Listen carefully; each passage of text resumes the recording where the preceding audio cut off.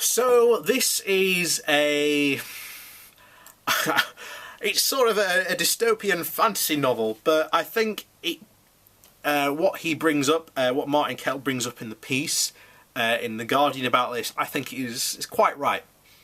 So the title of it is The Autumn of 2020 and No Deal Britain is on its knees. A dystopian future delivered by a Conservative Party with no mandate for the country at large is looming ever closer. So, it begins. It was Sunday, the 1st of November, 2020.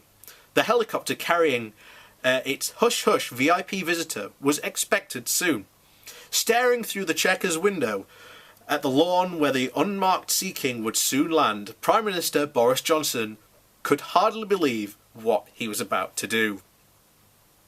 Even by his standards, it had been a year of scrapes, of winning it and close-run things. It would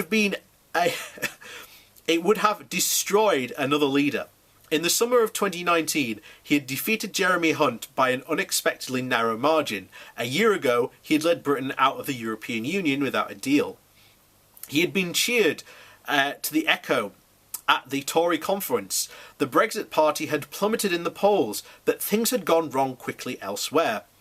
Was it really 12 months ago since British lorry drivers fought daily ringing battles with the French customs officers in Calais? How long had it seemed since British Airways announced it was relocating to Paris and Barclays moved to Dublin? The mass layoffs following the S&P rating downgrading of British to the BB status were especially traumatic. And when the Russian owner of the Belfast Free Post was arrested for fraud in the spring, even he thought his government was doomed. It was probably the only shock, royal divorce in April and the postponement of the general election, that had to keep the show on the road this long.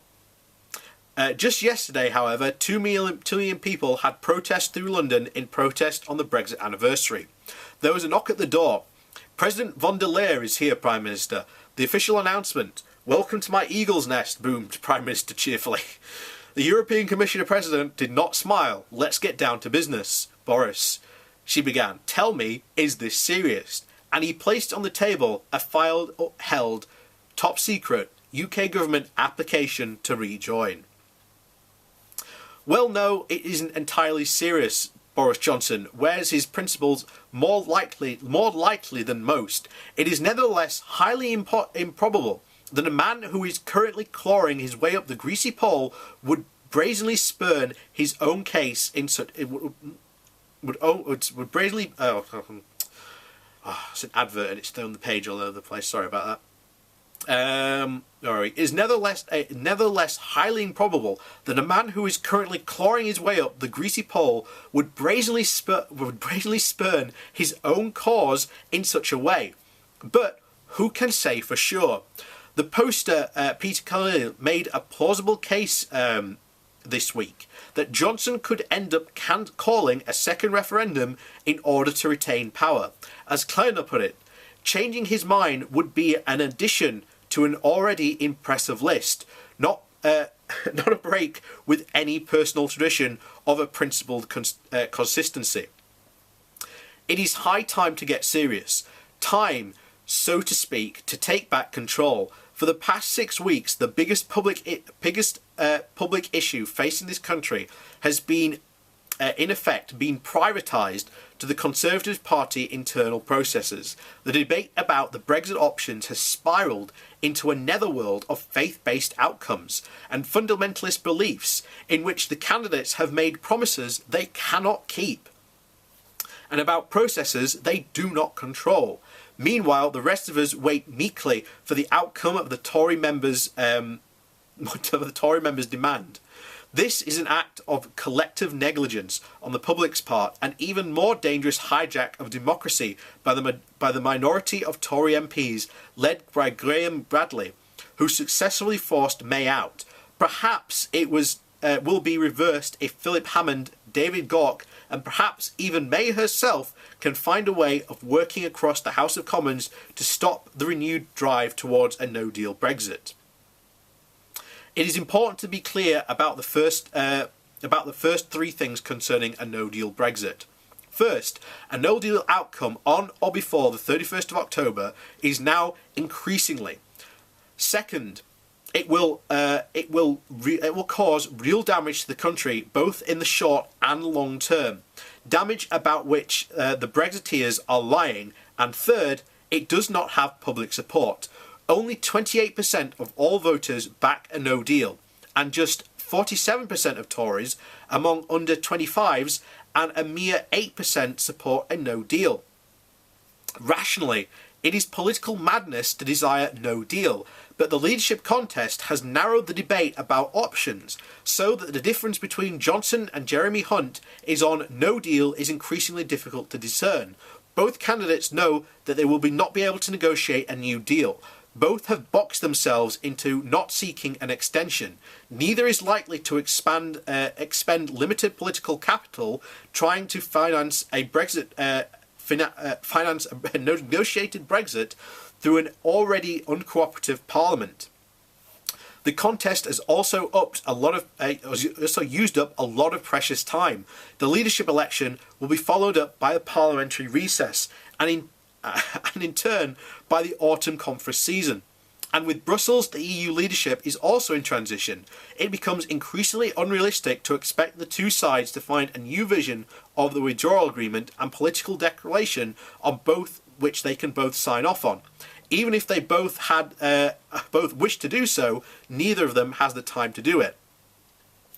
This is made even more difficult by the continuing levels of what Ivan Rogers, Britain's former EU negotiator, recently called the denial, delusion mongering and deception that still envelop the Brexit debate. It is not inconceivable that the new Prime Minister will stand up on the Downing Street doorstep later this month and renege on all the things he has been saying during the contest by winning the public to prepare for a difficult compromises. Yet, without that, and without an extension before the 31st of October, no deal is not an option. It is automatic. And what that means for the UK will be trouble, short term and long term. Part of this is about tariffs. Mainly though, it is about the ending of a preferential agreement on trading and commerce with the EU that has no replacement. No deal means no transitional period. This in instant is negative consequences for checks on such things as industrial standards, financial regulation, pharmaceutical provisions, aviations, road haulage, energy and tax. Why else, for instance, would a lifelong anti-EU politician such as the Trade Secretary Liam Fox now be so anxious to roll over existing free trade deals? Speaking on Wednesday for an Institute for Government at an event in London, legal, business and government experts filed in for some of the most immediate practical consequences. Planes will still fly and energy supplies will not be shut off, but the practicalities of trade in goods and in particular services where the UK has a surplus will alter drastically. For some, this will be immediate. Calais will be a focal point of new checks and docks get clogged up. Other impacts will be more gradual as standards diverge and forms become more complicated. Both are likely. The Freeport idea floated by Johnson in Belfast this week would create even more barriers, not fewer.